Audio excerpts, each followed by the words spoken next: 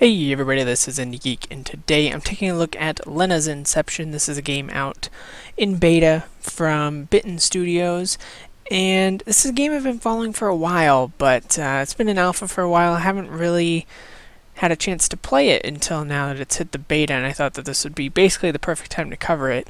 As far as what it's available for and how much it costs, it is Windows, Mac, and Linux, and it is £3, which works out to a little over $5. It'll be double that when it is finished. So I will have a link in the description if you would like to go purchase this now, and I do encourage you to do so. As far as our menu here real quick, we do have a story mode. We also have challenges. The challenges are all leaderboarded, so you can compete for fastest times. And you get things like just dungeons, beat the game with only 3 hearts, only using a bow, twice as fast, things like that. But we're going to jump into the story mode and start a new game. I'm going to do permadeath, so this is going to be interesting. Permadeath is exactly what it sounds like, as with any other, roguelike or roguelite game, however you want to call it. If we die, that's it. We have to start from scratch again, which is kind of cool. So as far as the concept of this game, first of all, we're going to have this little sort of cutscene that sets up the game. Anyways, I've been talking a lot about lately kind of new ideas in roguelikes, and my examples are always Binding of Isaac is the original Legend of Zelda as a roguelike. And the glitches are there on purpose, by the way, because there is a glitch world that happens much later. I'm just going to skip past this dialogue.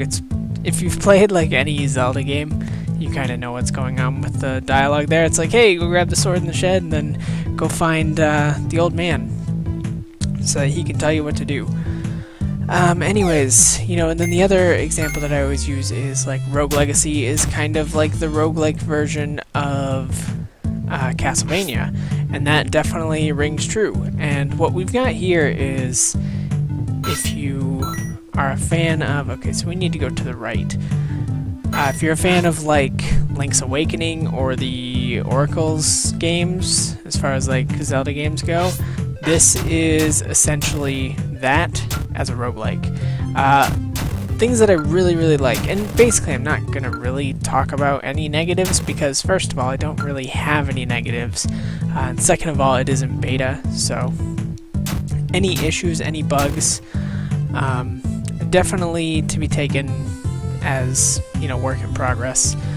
In fact, I did have a crashing problem when I was playing the game. I emailed the dev, and within an hour it was fixed. So the dev is certainly dedicated to the game and definitely fixing things as fast as possible. So if anything, support that kind of practice with early access. I say, put your money where you want to see practices kind of idealized, and I think that this is one of those because the dev is pretty awesome. It is published, I believe that's how it's working. It's being published by Chucklefish, who are behind Starbound, and they've started kind of picking up a lot of smaller indie games for publishing stuff, so that's really cool as well. Alright. Okay, so we want to go down and left, it looks like.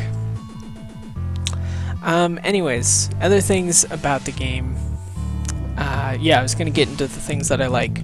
Well, first of all, the gameplay is just fantastic. I mean, like I said, if you liked any of those games that I listed in the Zelda franchise, then this is definitely going to be right up your alley, because it is definitely a game that follows that kind of not only aesthetic but also gameplay. I'm sure you can tell from the aesthetic that that's kind of what we're going for there.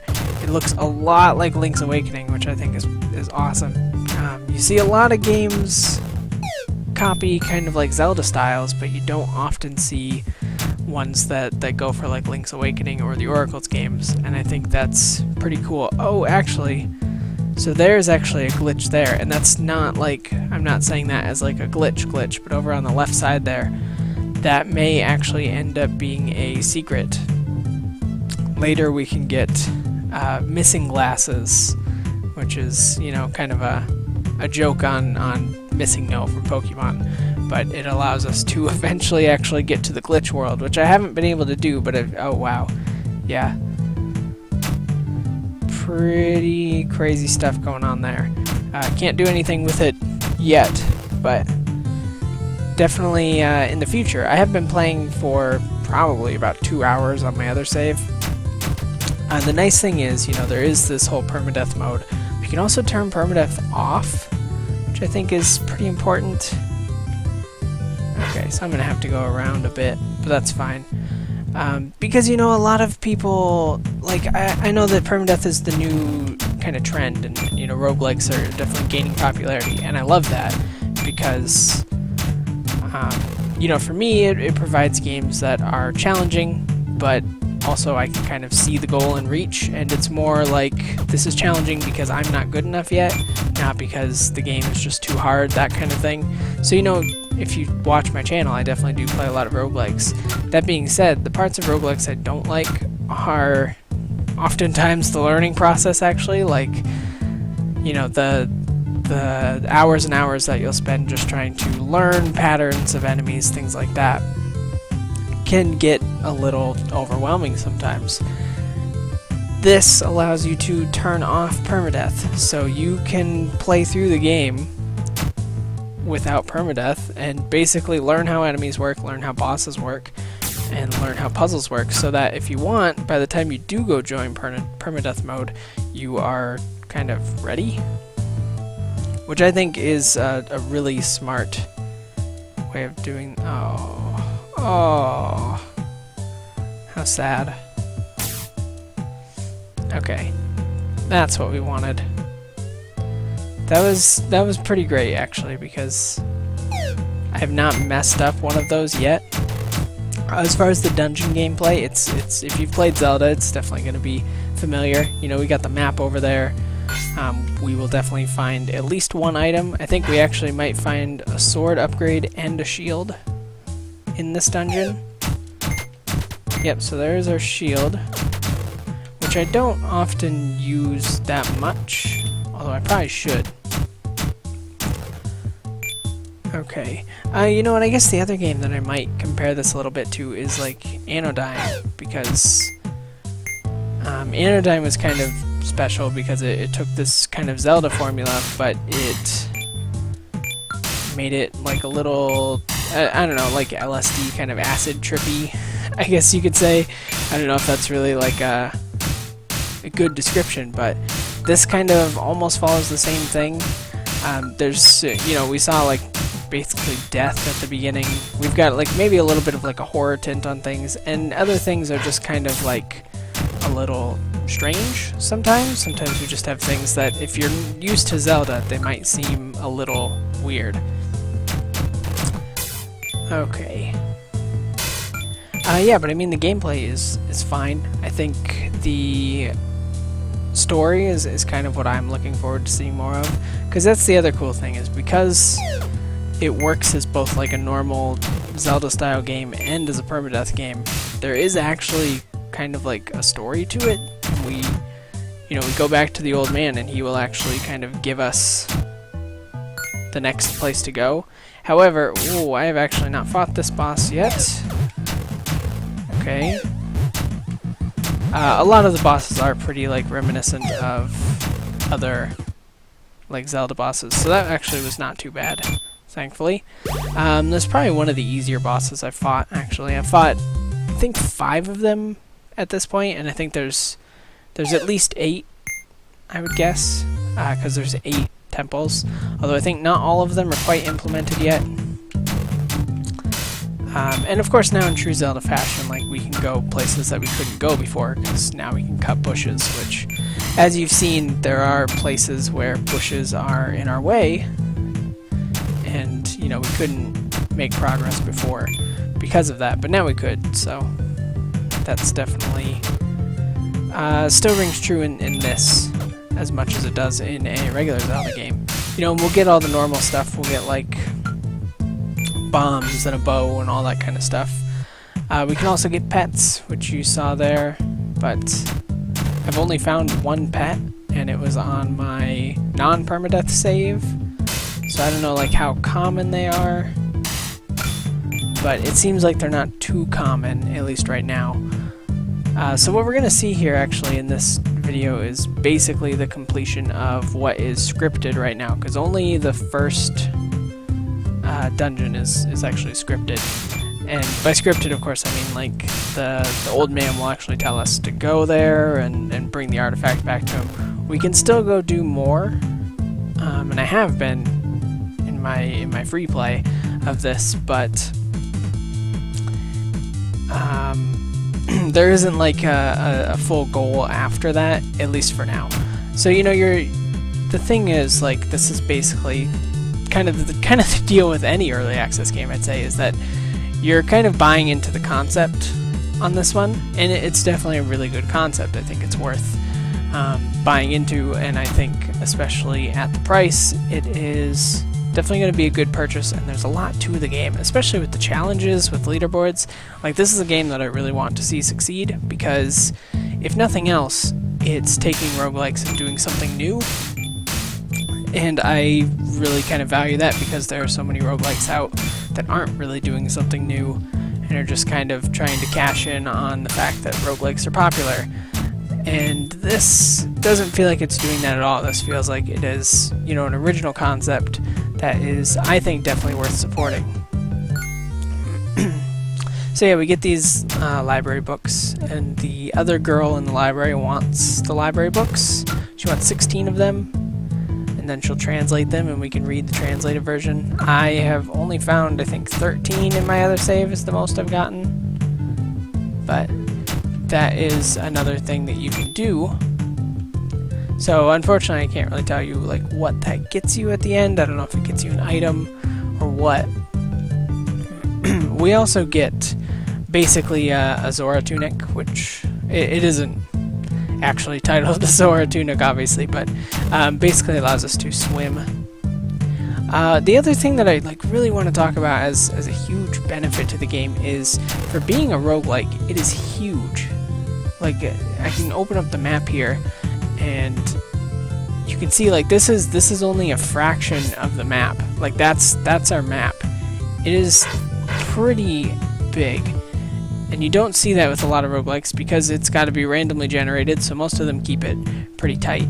But despite being randomly generated, not only is it this big, but I'm seeing stuff in this playthrough that I haven't seen in my other 3 or so playthroughs so far, so that is pretty impressive to me.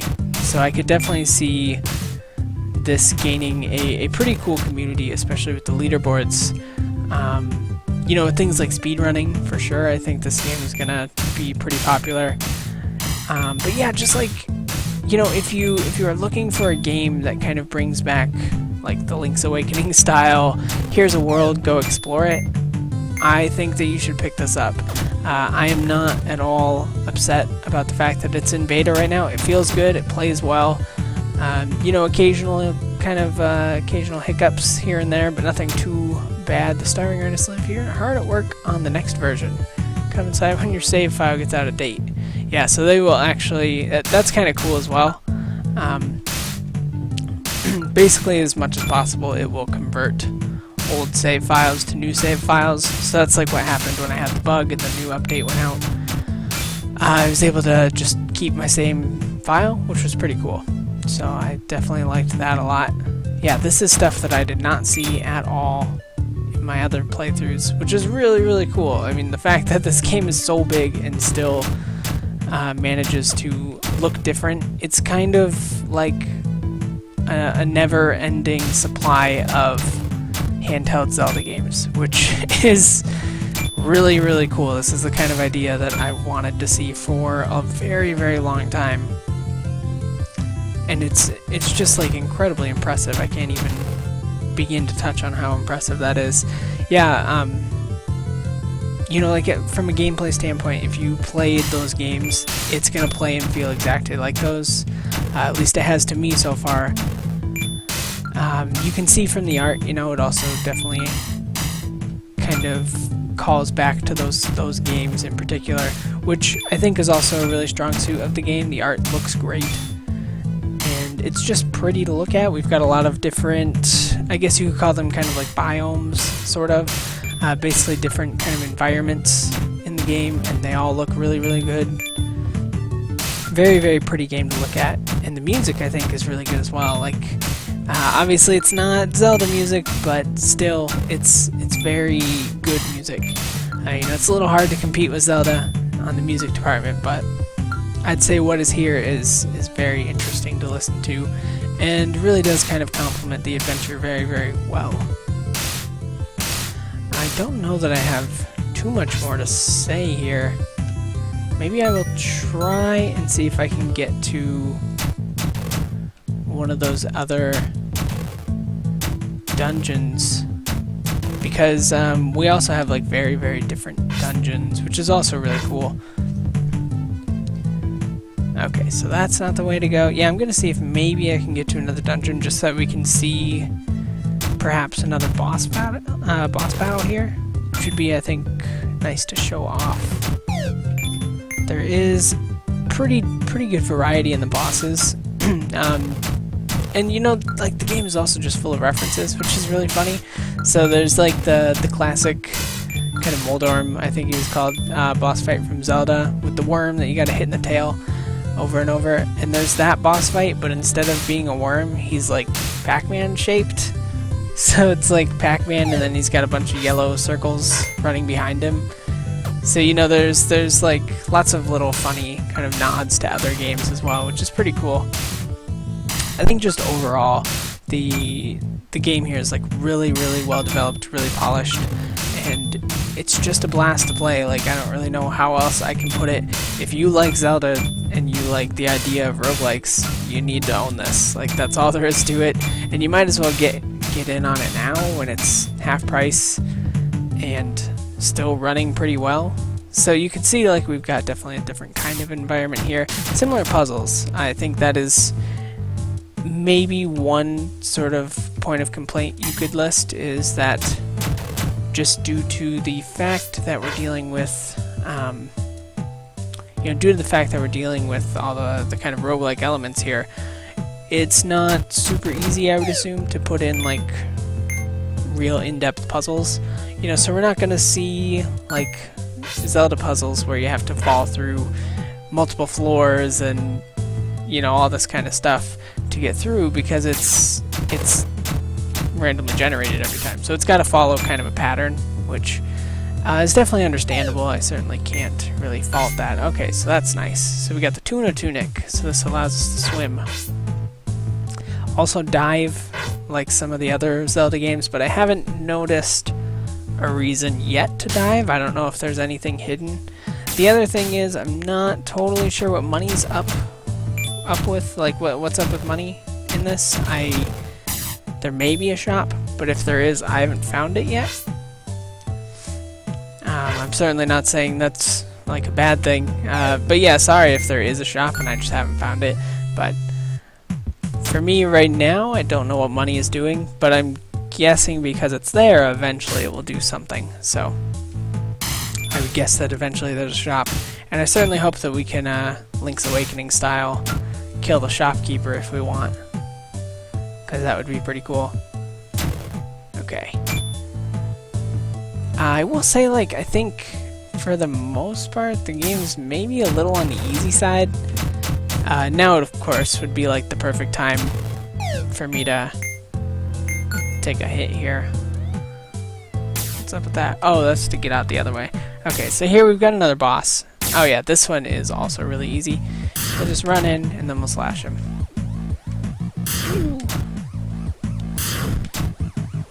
Oh, except there we go. I was doing really badly. But... oh, there's a hit. Oh, really? There we go. Yeah, I guess some of the hitboxes are a little wonky from time to time. But still, you know, it's beta. Things are still getting fixed, which is nice. Oh my goodness. The funny thing is, when I fought this boss before, I had no problems. I didn't even take a hit. There it is. So yeah, there's the second boss done. And the thing is, like, if you're taking the health upgrades, which obviously there's a challenge run that has you not taking health upgrades, but if you are, the game's just going to get easier as you go on. But yeah, in all my playtime, which, like I said, was about 2 hours or so, I only died once, and it was to a boss that I think I wasn't supposed to be fighting yet, and I fought it first, so I only had 3 hearts and I was just getting wrecked. So, you know, maybe like the difficulty still needs a little bit of balancing. But other than that, like, I really can't level like too many complaints on this, especially being in beta. Like, this is pretty darn polished. It's really fun, considering how early on we are here. I think I saw that it was shooting for like an end of the year release, so we've still got probably a few good months worth of kind of updates and added content to the game before we were going to see a release. So yeah, definitely more to look forward to in the game, but I think that is where we're going to wrap this off today. Sorry for a little bit of a long-winded one here, but I definitely wanted to show some of the variety in what's going on. I guess what I could do real quick is maybe die on purpose, so that we can actually see that it is permadeath, because I guess that's about the only thing that we didn't see here. So there it is. Yeah, a bit of a gruesome death animation too. Alright, so I think what'll happen, loading times are a little lengthy, but that's okay. I think what'll happen here is it should kick us out to the menu, and our save will probably be gone, I would guess. Oh yeah, so we get a game over. So we can start from the beginning. So, you know, that's definitely part of it. Yep, so our save is in fact gone, so there you go. The permadeath works. But yeah, I think that's going to be my look at for today. But like I said, I definitely would encourage you to check out the link below. Go get this for yourself, because I think that you will have a really good time with it. I'm definitely going to be playing it a lot, and I think if you pick it up, you will be as well. So, as always though, feel free to leave comments if there's anything that you would like to comment about.